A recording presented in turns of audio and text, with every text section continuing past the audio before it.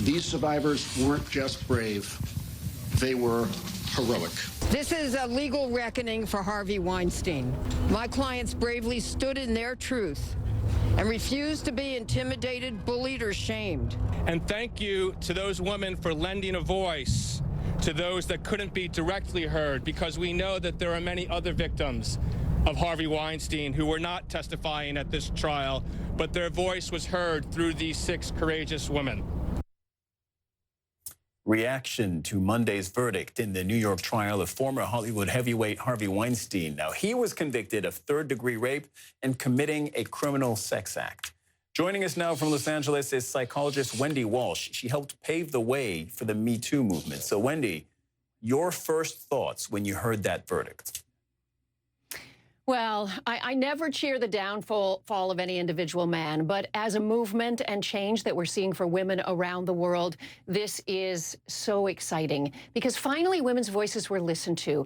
Women who might have had confusing, complex relationships during and after, in fact, a sexual assault. And now the courts are starting to understand the complexity of those relationships, that women held on for survival reasons. It's kind of like licking the hand of a big dog to try to keep the job or to try to keep it long enough to get something else. And so I think this is a watershed moment for the Me Too movement and for women everywhere, that courts are listening now.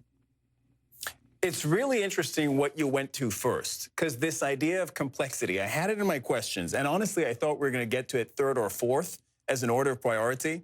But it is very interesting to me as well that one of the things it seems that this might do is just establish a level of complexity that didn't seem to, there just wasn't room for that complexity in the courts. You know, early on in rape trials, say 10, 15 years ago, finally courts listened to some basic biological information, as disturbing as it is to think about, that sometimes women's own bodies respond as a way to protect them from physical rape. And so as confusing as it was for the victims, who may have even experienced orgasm during a rape, it was even more confusing for the jurists.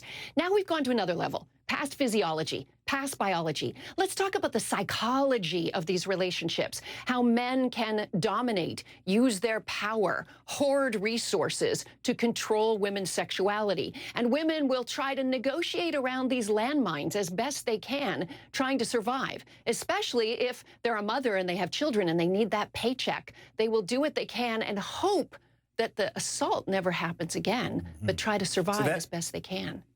Yeah, I want to remind our viewers a couple things. So one of the big pillars of the defense of Harvey Weinstein was, hey, we're accused, Weinstein is accused of raping or sexual assault, but these women continued to have a relationship and in some cases intercourse with Weinstein, and therefore it's a consensual relationship. And now this watershed case establishes, no, things are just more complicated than that.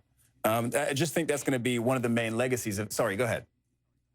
This reminds me a little bit, I don't know if you remember in the news from a few years ago, a makeup artist named Jill Harth accused President Trump of when he wasn't president, of sexual assault against her. And the argument was, well, she did his makeup afterwards. You know what? It's amazing what women will do to survive, and especially when women are afraid and afraid of the power. And the big news here is that a few women were brave enough to stand up and speak for the masses, just like I did against Fox News, just like Gretchen Carlson did, when we found out that dozens and dozens of women had been silenced with non-disclosure agreements. Their voices were moved for life, and they lost their jobs simply for complaining. A few of us were brave enough to stand up for all others. And I think that's the message we want all women to hear, is don't be afraid, be brave, use your voice. People are starting to listen to you. Wendy, let me add Ashley Judd's voice to what you're saying, and she really echoes your point. She tweeted, for the women who testified in this case and walked through traumatic hell, you did a public service to girls and women everywhere.